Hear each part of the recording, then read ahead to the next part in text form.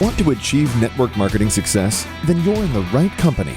Hello, and welcome to Leave Nothing to Chance, hosted by networking marketing giant, John Solleder. Learn everything you need to know about the network marketing space from somebody who's actually done it. Join us every week for front row seats as we feature some of the finest and most successful personalities in network marketing. Leave nothing to chance. Join us now.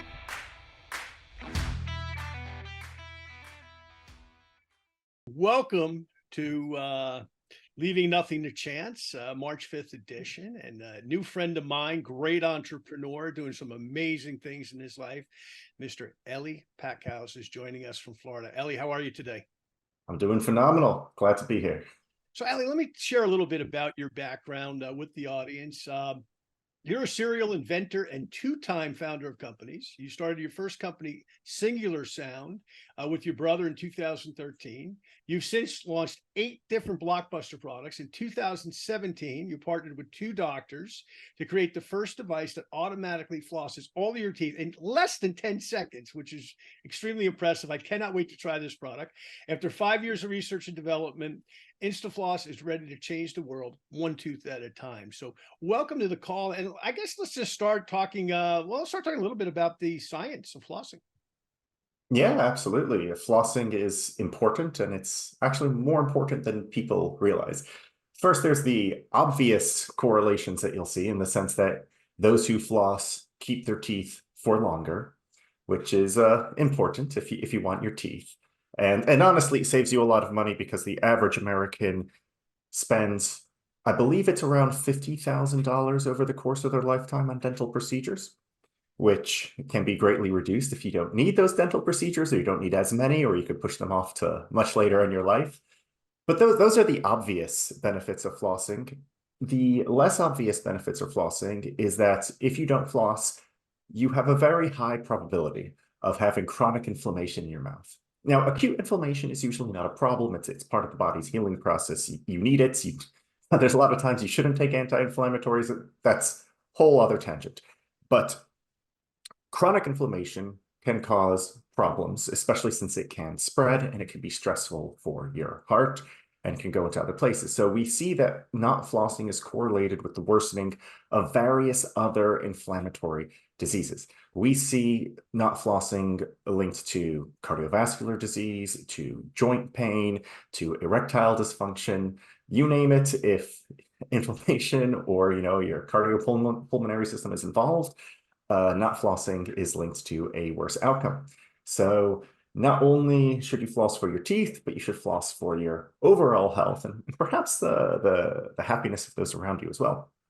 Now, unfortunately, despite all of this being pretty clear, only 30% of Americans regularly floss. But I would say that there's two issues. One is that 70% of Americans regularly skip or don't floss, which is in of itself, a problem for all the things that we mentioned. But perhaps what is an even more disheartening problem is that the 30% who do floss almost universally are flossing incorrectly. We can look at the studies and see that they floss, but when they floss themselves, but we compare it to a group of people who dentists floss for them, and it's night and day difference in terms of the results we see. So most people are just not doing a very good job of it, which can lead into a feedback loop of, you're not doing it, but then you try and you don't get the results, so you don't do it. And this is something that needs to be avoided on both fronts. So when I set out to create Instafloss, I knew there were 2 problems that we needed to solve. One was, for the 70% of people who don't floss, can we get you to floss? And for the 30% who are flossing incorrectly, can we actually do a really good job with the device? Because if you don't care about the effectiveness of the floss, you could floss in 0 seconds by just not flossing.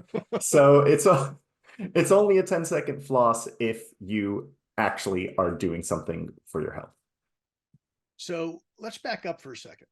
This is not your first rodeo, as they say here in Texas, right? You started Singular Sound with your brother a number of years ago. Totally different product category, I believe. So talk about that a little bit. Yeah, absolutely. So there I was minding my own business in college, just trying to get a degree. A couple degrees, whatever. My brother's a musician, and he had an idea for a guitar pedal that essentially would cue drum tracks. So you use the guitar pedal in the way that you would communicate with the drummer, being like, hey, build up this part, go to the next part, insert a fill, and let go of this transition. And on the end of the bar, we're going to move into the next part. And because there was nothing like it, the only drum machines that existed were things you had to use your hand for. And if you're using your hands for playing guitar, that's just not very useful for you. So we had the idea and we started working on it together. We got a lot of interest from various, in particular, bass forums. Bassists tend to be a lot more nerdy about the technology in their music, but guitar forums as well, and various other musician forums. And we decided to actually try to go to market with it. We launched a crowdfunding campaign. And due to our involvement with these forums, we actually had a breakthrough moment and we broke the record for the most money raised for a musical accessory at the time. This was 2013, I think. And we launched the product. We got it manufactured. We brought it to people. People loved it. We won awards. We won Best in Show for NAMM, which is the largest. It's kind of like the CES for music tech. And we got into stores, we got into distribution, and we started having other ideas. We started coming out with more products. Now, at that point, I had to make a choice to either come out with more products or drop out of university. I chose to come out with more products. And we came out with 7 different products over the course of the company, which is still going.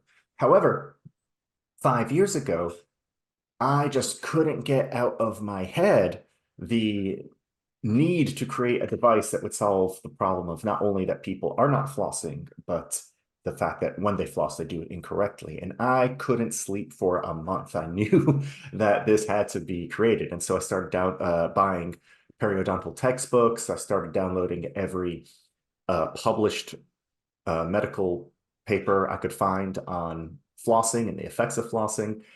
And I learned a number of things.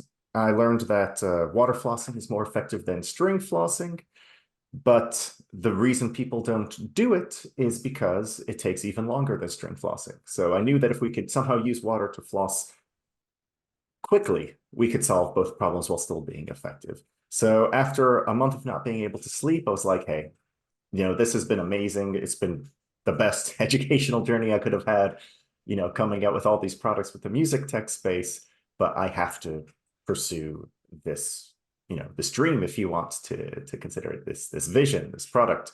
So I partnered with Dr. Ralph Roud and Dr. Ana Mascarenhas, who's the chair of the American Dental Association Council of Scientific Affairs. Amazingly, she answered my emails and we started talking. And we developed Instafloss. So that was the journey to get there. Interesting. Wow. Well, you somewhat identified it, but let's talk about this just for the listeners that are interested. They say everybody's got at least one good idea, right? Most people, probably think they have more than that, but they probably never get past, the starting point. So let's talk a little bit about going from that idea stage to fruition, where you fund it and all the other factors that take place to launch a product. It is a there are many steps involved. I would say probably crucially the most important thing that too many people leave out is spending time validating that this is worth it to spend your energy, your time, your money on. This may be, we've done research on Instafloss for 5 years. So this may be a large chunk of your life that you are about to commit. So, you first want to see that nothing like this exists. You want to see that you can patent it if it is an idea like a physical good like mine. I mean, if it's software, that's a different story, or a service is a different story. But, in terms of a physical good, you don't want to do all the research for a big company for free, essentially, where you spend all the time developing it and someone's like, oh, thanks, you did a really good job here. Let me go and mass manufacture this for you without giving you a cut. So you want to make sure it's patentable. And I think most important, you want to make sure that it actually solves the problem. So all inventions really come from the need to solve a problem. You have to identify the problem and then see, can you solve it with this mechanism? And if you can, and no one else is doing it, and it's patentable, then you actually have that step zero. Now you can actually go to developing it. So the next stage would be the engineering. You have to understand, can this be made? And can this be made in a way that will solve this at a price point that people are willing to pay for it? I've actually seen some companies fail because they had a good solution to a very real problem, but it was not able to be manufactured cheaply.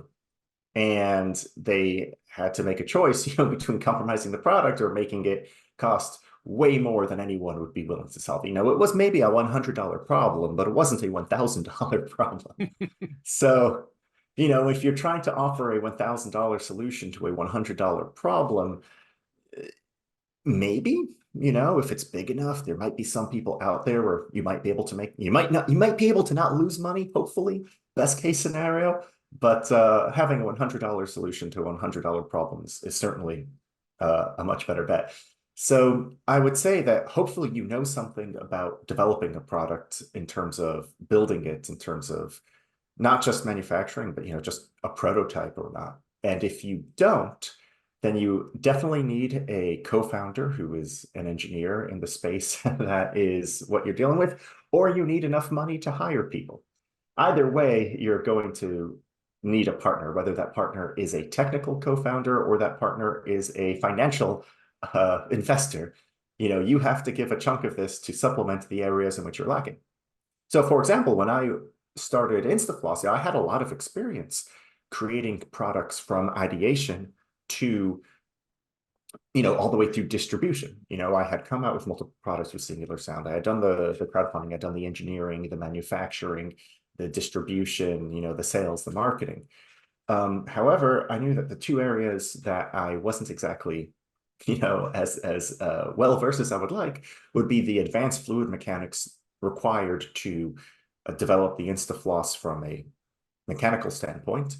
And the second is dental science. As much as I were to read periodontal textbooks and read every published paper I could on flossing, that does not, that is not the same thing as, 20 years of doing 20 years of dental research, or being a doctor, like and you would be absolutely crazy to, convince yourself of that through your own hubris. And that's very dangerous. I've seen a lot of people, they do a little bit of research and they're like, I know everything because I read everything I could find. Well, there's so much that you weren't able to find that someone with a little bit more experience in this field might know.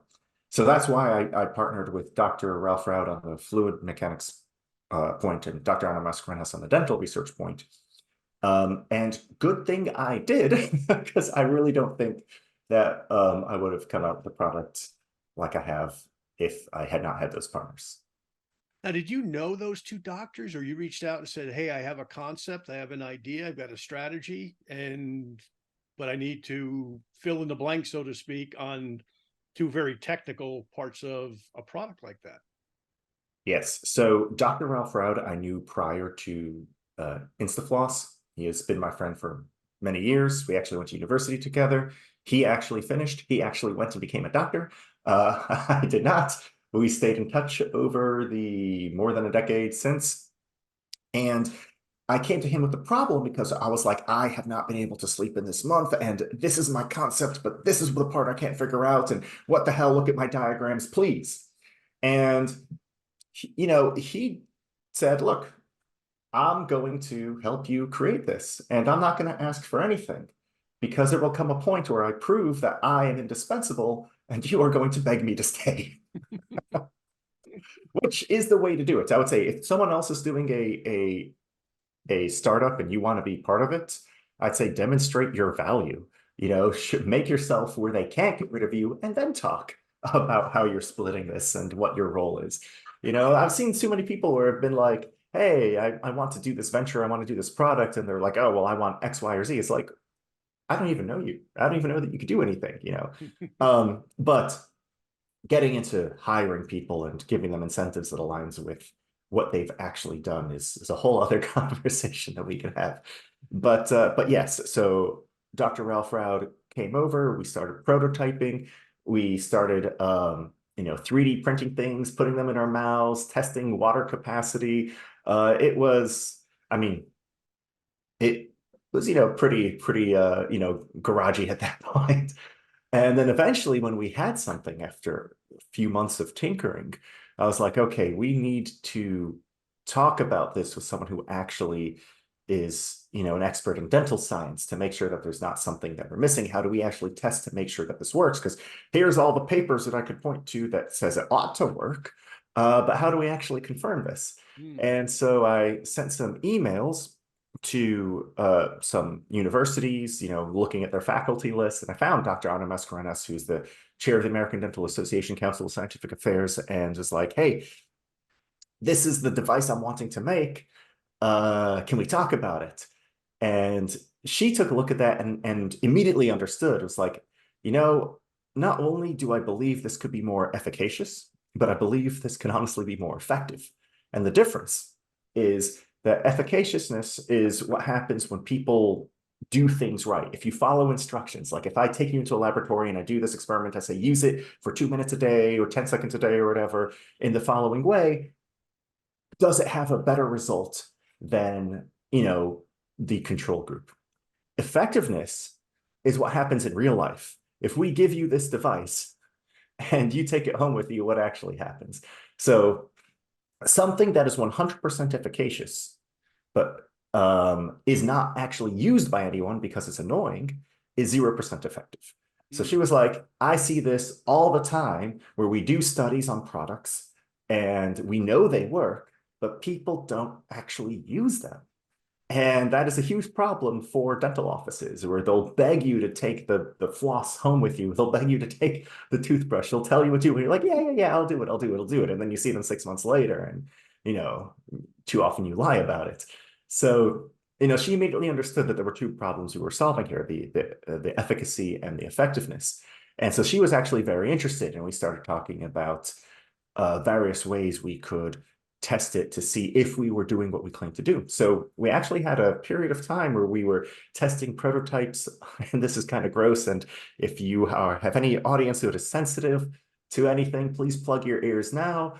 But we were flossing decapitated pig carcasses because we were able to then cut away their gums and see how deep underneath the gums were we getting, how much plaque were we getting. We were then able to modify the device, make more iterations, because pig tissue is very similar to human tissue. And before you actually start testing this on humans, you want to know fundamentally how many millimeters underneath the gum line are you getting, what percentage of plaque are you getting, etc. And good luck getting that any number of humans to agree to allow you to do that on them and then cut away their gums. Yeah, I bet. That'd be a hard sell. It actually caused a little bit of drama because at this point of our development, I was still doing my singular sound duties with a first company while I had this project of trying to create the Instafloss. And so I converted a room in our office to doing Instafloss research where Dr. Ralph Rowd would come over and be doing his research. But when it came to these pigs, we would actually take it to one of the sinks because, we didn't have a sink in the room I set up. And the marketing guy from Singular Sound was like, why are you doing science in the food sink? Dude, science in the science sink. This is disgusting. Because you have a decapitated pig head inside the sink, and it's cut vertically, and so the brain falls out, and then nobody wants to use the sink. And I can't imagine why. I don't know. We're just doing science. It's just good old-fashioned science. And people didn't appreciate it. Anyway, eventually we had to get our own space for the Instafloss project. I bet. Well, let's talk a little bit further on that, because you've had two, not one, but two record-setting crowdfunding campaigns in your career. Was that with both with each separate business, or is that with one? I mean, tell us about that. Yeah. So the first was the most raised for a musical accessory. And the second was the most raised for a dental accessory in one day. And so, yeah, one was the very first product that we came out with in Singular Sound back in 2013. And the second was, for the Instafloss. Interesting. Talk about entrepreneurship. I mean, our audience are people who are entrepreneurs. Mhm. Most of them are in direct selling. Some of them are in insurance. Some of them, we have people that have, vertical lives going on too. They've got other businesses that have nothing to do with that, but they're in business. And everybody listens to our show for the most part wants to do better in 2024 and beyond. Give me some of the things that you figured out as an entrepreneur that can help them do that. Yeah, well, I hope that's their desire. I mean, I've never met a person who's like, I want to do worse. True. Yes, I mean, so I mean that's pretty broad. You mean how do you go and Well, pursue your dream, let me or rephrase it. So Mhm. how to I was talking to an executive the other day in the insurance industry, very successful guy out in Utah, and he was talking about entrepreneurship, how people have to think like an entrepreneur. For example, especially at the early on in the year like this, what do they budget percentage wise to marketing? What do they Mm, budget to whatever it is with their particular endeavor is? Okay, if they're recruiting a sales force, how much are you going to dedicate time wise, money wise, et cetera, et cetera. So if you kind of give insight, like the way that you think running a company, we're now a mhm. second company, right? In your experience, how do they think so that they understand that this is my business and the outcome is really up to me? Okay, it's up to the marketplace somewhat, but it's up to me. If I don't get in front of the marketplace can't react, obviously. How Mhm. do I put myself in the best position to win? I see. So getting yourself out there. I mean, that really is context dependent on what your product or service is. So, you know, for us, I think it's important. When I say for us, I mean people in physical products. We need the margins of the absolute worst margins, like worst case scenarios. You need to be able to manufacture the product for a third of its selling price, because you need to manufacture it for, let's say, $100. Then you need to market it, because a 3x ROAS is probably around what you're going to get. And then, the next third is, the margin that you have, which, essentially goes to operations. So unless you have 3x what you're manufacturing, it's going to be very, very tough. Now, if you could do more than that, that's great. So I think, to broaden that a little bit, I think you see a lot of people, especially when they first get into something, where they don't see that you need to have all those things accounted for in your marketing, and you're getting it out in your push. They might think that if I sell it for $300, I can market it for 200 and make it for 100, and I break even, and that's fine. But you have operating costs, you have all sorts of things you haven't considered. It reminds me of a joke where a person decides to start a business by buying some good for $10 and selling it for $9. Hmm. And his partner comes up and says, "What the hell are you doing? You're buying these for 10 and you're selling it for 9. How the hell are we ever going to make this work?" And he says, "Don't worry. We're going to make up for it in volume." So I think not having a game plan to actually account for what all your expenses really are going to be, especially the expenses that you don't account for. And so I'm asking you to account for the not accounted expenses. You're going to find yourself in a world of trouble.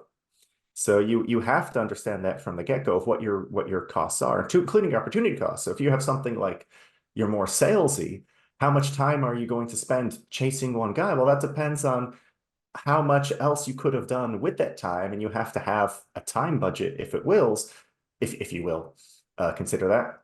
That takes into account that opportunity cost. So it's kind of hard to give like a formula here for every single sector, but I feel like if you've been doing it for some time, you probably have I would hope you have a good idea. Well, I think the toughest thing for a lot of people in our business, our listeners, when I talk to Mhm. them individually, and some of them I do some coaching stuff with, and I think the biggest problem is that they can't allocate how much to marketing how much to, in other words, they don't see that they've got to turn that proverbial, like, Zig Ziglar used to talk about the pump, right? The old water pump, right? Which don't exist anymore. But he used to talk about, how you prime that pump, so to speak, in marketing, so to that point, let me ask you this question. Marketing wise, what do you dedicate to getting the product out?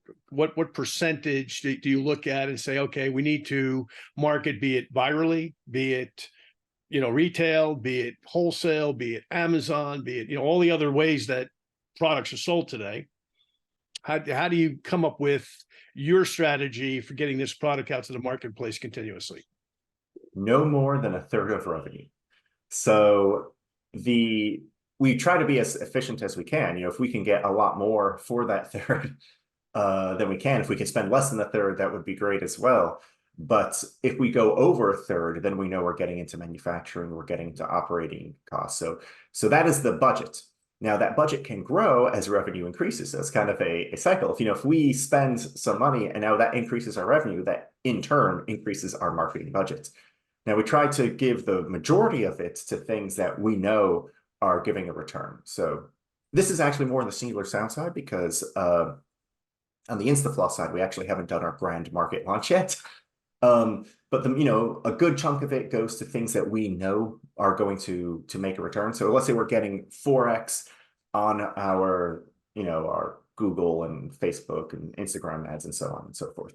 So maybe 70% of the budget will go to that. And then the 30% will go to a little bit of an experiment, or things that we think may work. But if it doesn't work, we're still only spending a third of our total revenue and getting on average at least 3x, hopefully more, but that is any less than that, and we're not actually operating a business. So let me ask you, do you test small at first in a business like this? Like, for example, give me an example of testing small. I know, like, Dan Kennedy for years has beat that into, I've been a big Dan Kennedy fan. And it's always like, test small, because the small test is going to tell you what the big test is going to tell you, but you'll run it without going broke, right? So talk about that a little bit. Give me an idea, like a small test, for example, that you guys are doing now.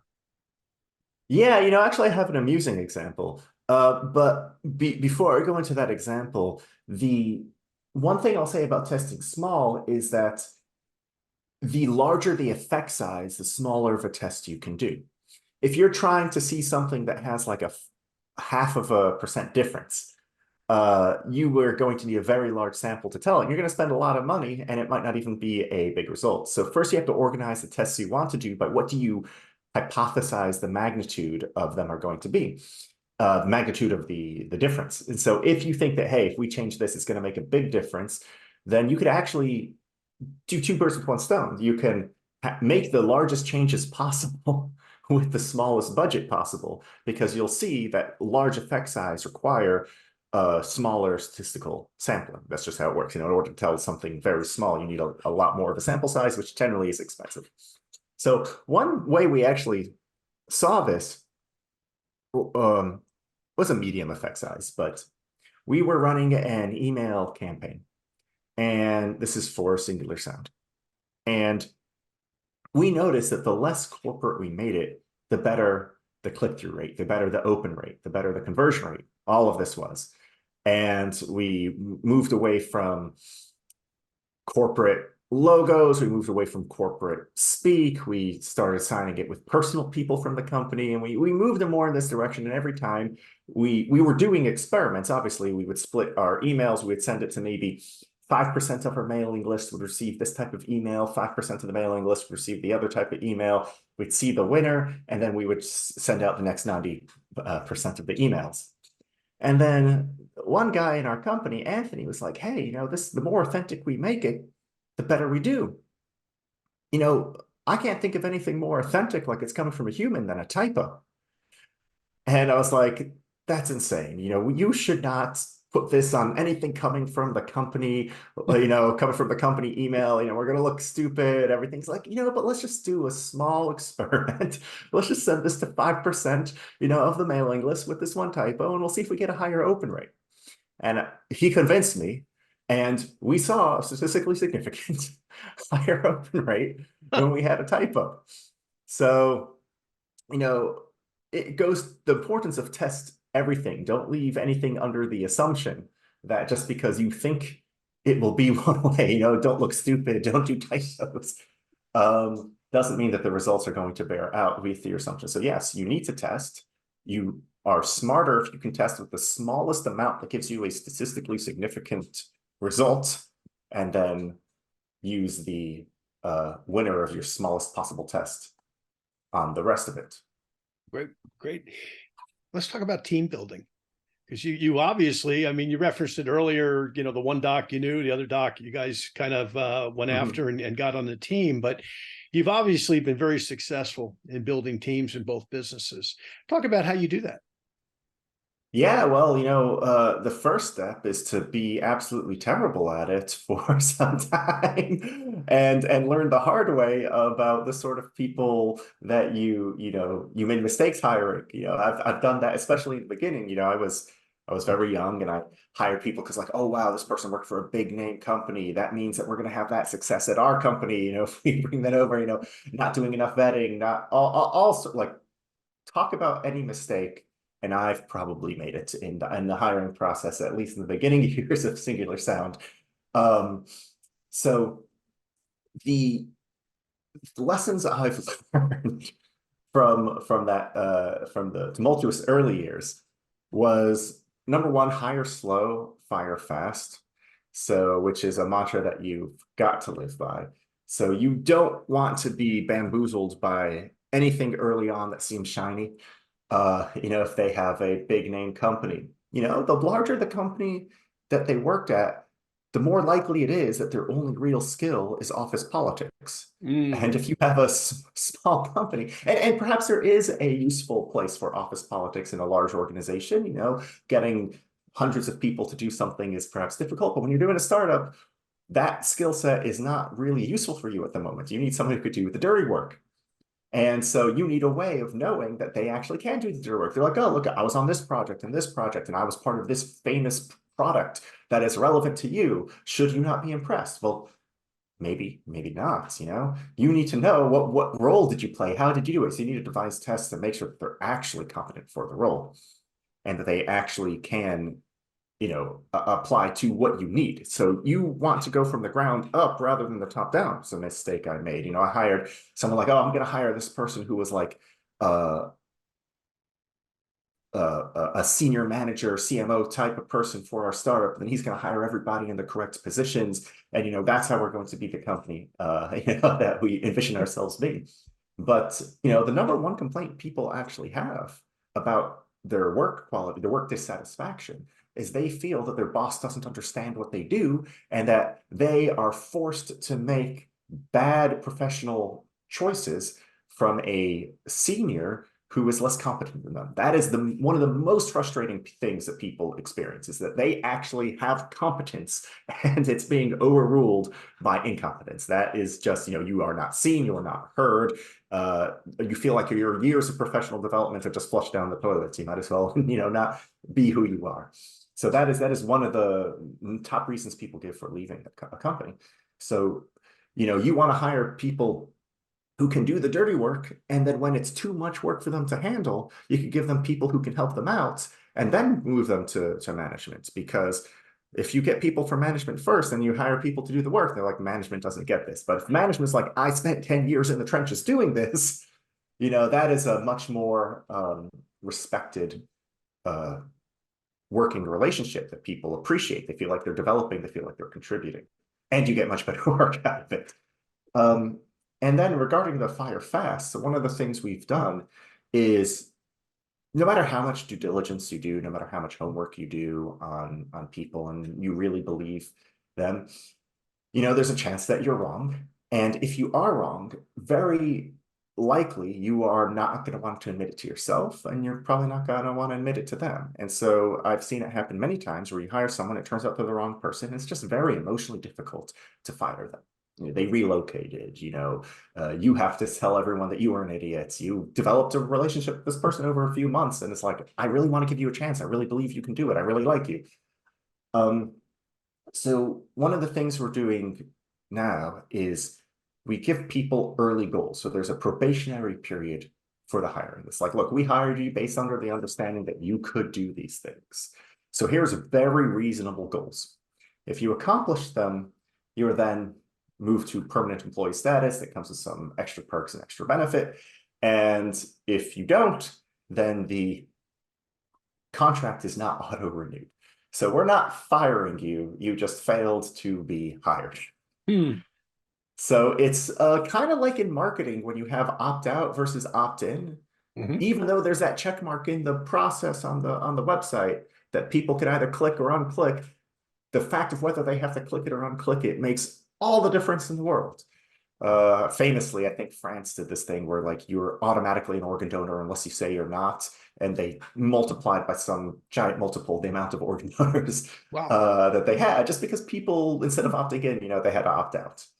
So if it works in the marketing funnel, if it works on your checkout process, it also works in the hiring process. Interesting. So you're growing, it sounds to me like you're growing your people organically into management versus hiring the management and then saying, okay, go get the people. You're letting the people kind of grow themselves, so to speak, which is really, really smart. That seems to be the new model of creating, career good level managers. I know some of the IT companies that have done similar in on the West Coast, and it makes total sense. But I love your thoughts on that. Is that kind of the philosophy? Do I have it right, or am I off track? Yeah, no, that's absolutely true. That's absolutely true. That's how I think it makes the most sense to do it. You got to build from the ground up rather than the top down, in my opinion. Yeah, I couldn't agree more. We've both seen it both ways, right? Where, I've seen in my industry, people come in with these huge resumes from huge companies. And unfortunately, they're so used to having staffs that really know what they're doing. And they come in and all of a sudden they're in a much leaner company situation. They really don't know what to do, versus the person who comes in and says, I came from here. Let me grow into the jobs. They seem to be much better off on a corporate side. But anyway, don't get me started, as they say, on that issue. Let's talk about this though. So initially, when you start these companies, you capitalize them, crowdfunding, your money, other people's money, family money, friends' money, the typical way businesses start. But then you get to a point where you're growing, and then you need to go kind of back to either the original investors, or if the number's much grander, obviously fundraising. So talk about that. How do you go from, okay, we're doing X amount, we proved our model, we've proved this thing works, we proved the consumer wants it, our price point seems reasonable, but now we need real money to get it out there. What do you do then? So I would highly recommend that anyone who finds themselves in this position, or anyone who thinks that they're going to find themselves in this position, and by the way, you may find yourself in this position in very early stages of your company, depending on what it is. You might be able to do a proof of concept, but depending on what it is, it's like, hey, I need $2 million to develop this. There's no way around it, depending on your idea. Hopefully you can prove, the later stage, the more you can prove, the better of a deal you're going to get. An investor is a lot more likely to invest in you if you can prove you don't need it. The investor is going to be a lot more likely to take a risk on you if you could prove there is no risk. And so the more risk factors you eliminate and the later stage you get to, the better deal you're going to have, because the earlier it is and less that's proved, the more risks there are for the investor. It just reasonably said.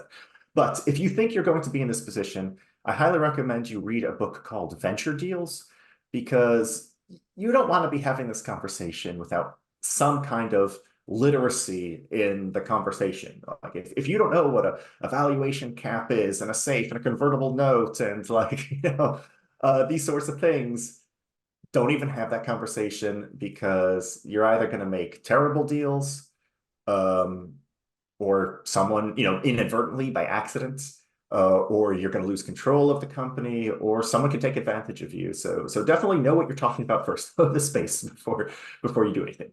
Now, let's assume that you've at least read Venture Deals and you're familiar with the concepts of raising capital and what that involves in terms of economics and ownership for your company. So there's multiple ways you could go about it. It really depends on the business and the space and how far you are. Traditionally, there's venture capitalists, who have a lot of criteria. You need to fit a certain mold to qualify for venture capitalists. They need to think that you could do 10x of what their investment is at least. Not all companies are venture capital backable. That doesn't mean that they're necessarily bad ideas or you shouldn't do your company. I mean, for example, like a pizza shop is probably not venture backable because it takes some capital to raise, but you're probably not going to sell that pizza shop for 10x what they put in. Very unlikely. So it's not a fit for them, but this could be a very good path for you if this is your idea and your passion. So there's lots of other deals and lots of other paths you can take. Besides for angels, friends and family, if you're so privileged, your own money if you're so privileged. But another class that is actually really interesting is equity crowdfunding. It's kind of similar to what we did for the product where you offer it on pre-order, except you put this out to the general market to sell your shares instead of selling the product. So there's actually a lot of websites there. There's Republic, there's Start Engine, there's WeFunder. There's a bunch of them out there where essentially it's a platform where you make the argument or the pitch that this is the company, this is the price I'm putting on it, this is what I'm selling shares at, and this is what I think we can do with your money. And that is a lot more accessible for some folks. However, I would say the caveat here is that your business needs to be interesting to the public. There are certain classes of businesses where they might be very niche and they might be great ideas, but they're only going to be recognized as great ideas by very niche individuals. And so that might not be a very good candidate for equity crowdfunding. For that, you probably will need to find niche investors, depending on your situation.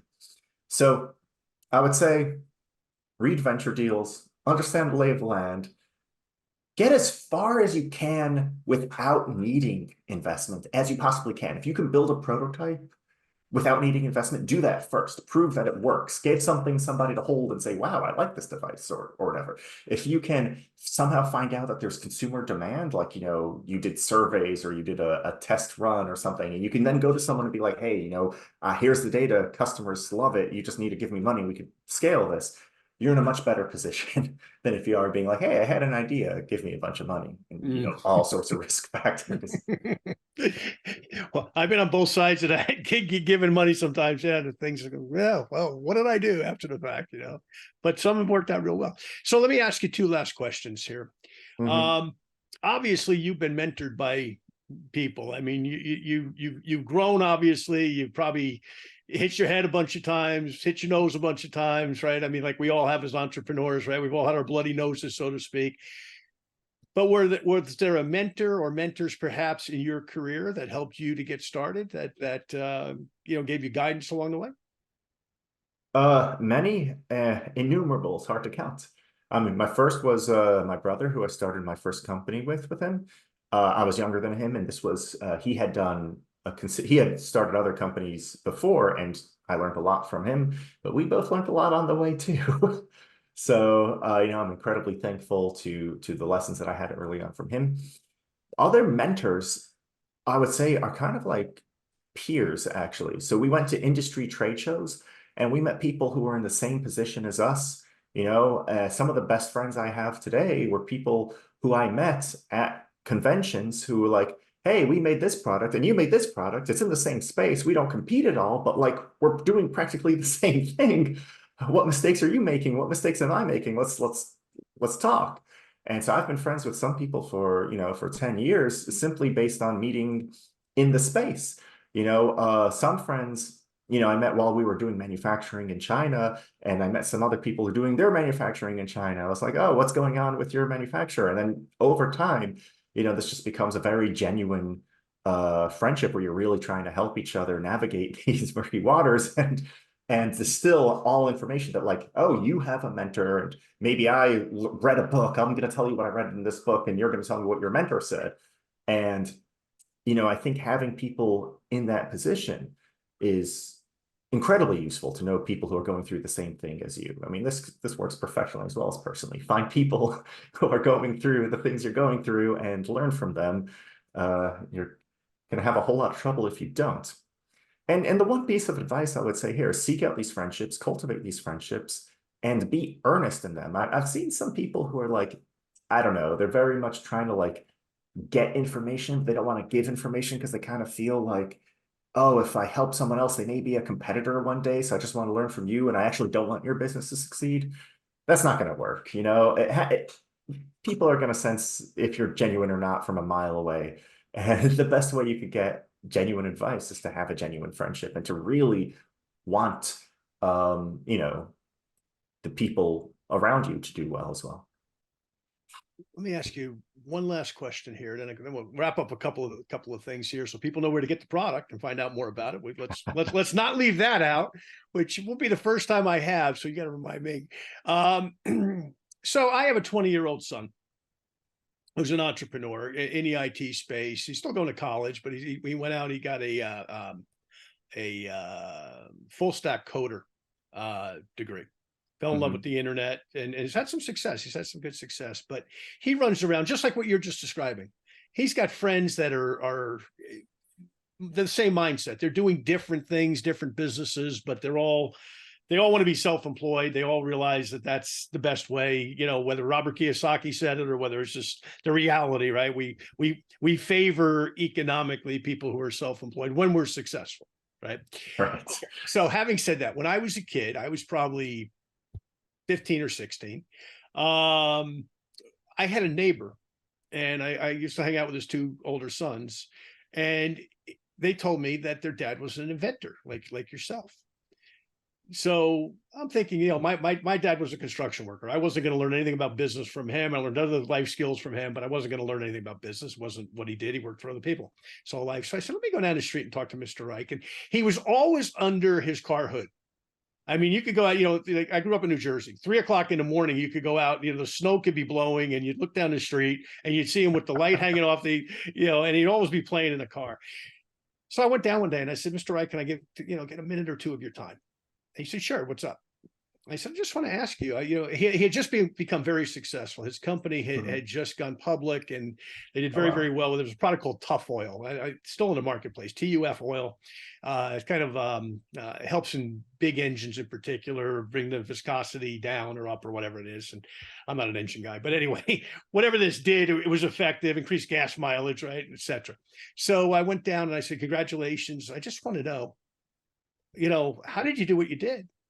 So he was smoking a cigarette. He put a cigarette on the side of it. He said, well, he had gone to Syracuse University, graduated in engineering. He said, when I started my career, I worked for some companies. Then I quit, started working for myself. He said, I had patents and products that never made me any money until this one. And I'm guessing at that point, he was probably late 40s, maybe even early 50s. But the advice that he gave me was very, very interesting. And I'd love your thoughts as a super successful young CEO, inventor, entrepreneur, what your comment or thoughts would be to a younger audience on this question. And here's the question. What he said to me was, when everybody else told me to quit, I didn't listen. I continued to do what I was doing. And eventually, you know, I finally found a success that I wanted to find. Now, I'm sure this hasn't been easy. 2 companies. And as a fairly young man, what would your advice be to that next generation coming up? Those 20 somethings, even teenagers perhaps, that are looking and they look at a guy like you, they'll listen to our interview and they'll say, I want to do what Eli did. I want to find a product I'm passionate about. I want to run it out in the marketplace. You gave some great advice already, some how-tos.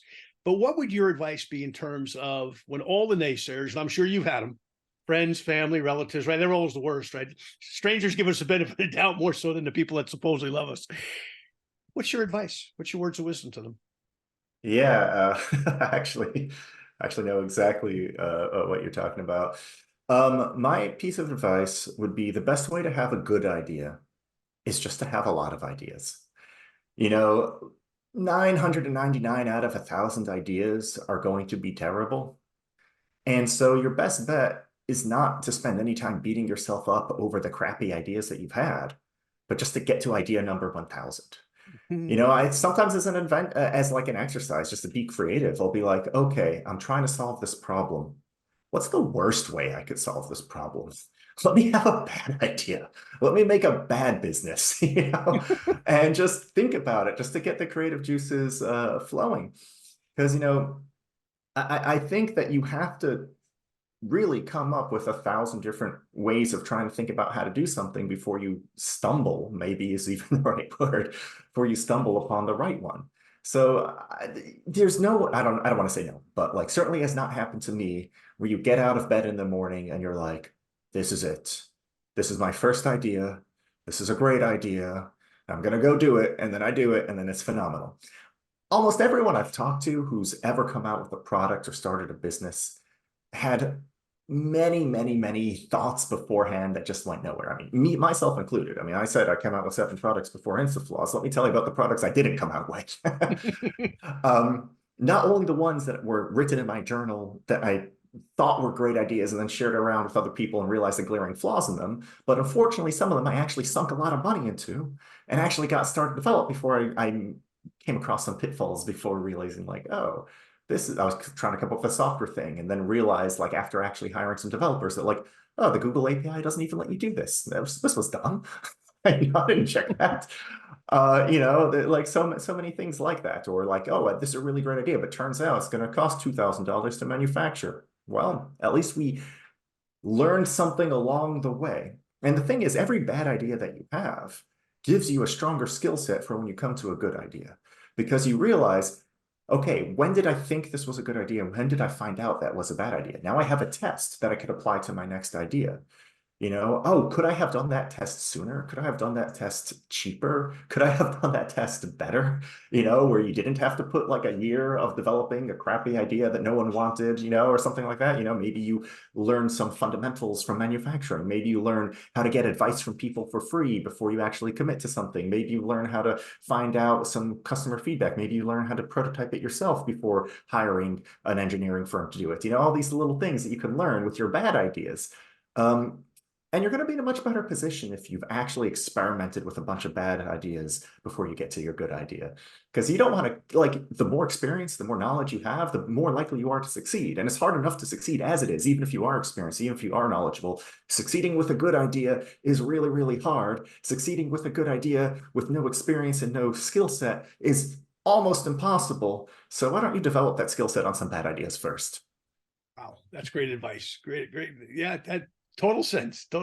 Kind of what he said all those years ago, and he probably was one of my inspirations to become an entrepreneur as well, was the idea that like, hey, not like you just said, you had some things that you did, but you probably had notebooks full of ideas that you've never done that maybe you will in time, or maybe the marketplace will need something of that stature at one point in time, so great. Well, this has been a pleasure, but before I forget, because I want to get your product, and I know some of our listeners are going to want to get your product. How do they get your product? Well, if you have teeth and you're interested in keeping them, I would recommend you go to instafloss.com. It's like instant floss or Instagram, but Instafloss. So instafloss.com. Check out the product, check out what we can do for you. And if you like what we do, pick it up for yourself. Correct. Well, Eli, this has been a pleasure, my friend. I appreciate it. Tremendous words of wisdom, tremendous success. And not only going to use the product because it makes sense, because I don't. I'll be honest with you. I'm one of those 70% of Americans that don't fly. And you're absolutely right. You go to the dentist, they give you a bag of stuff to take home. It sits on the counter, and then you get. My wife, she's religious about it, but we'll get 2 of them. Thank you so much, my friend. Any last words? Thank you. Remember to floss. It's the key to happiness. Hang on, we'll just do a little housekeeping here. Thank you so much, Eli. Thank you for listening to this week's episode of Leave Nothing to Chance. If you want to know more about what it takes to succeed in the network marketing space, join us again next week for another amazing episode. For additional resources and to connect with John Solleder, visit leavingnothingtochance.com. Don't forget to leave a review, and we'll see you next time.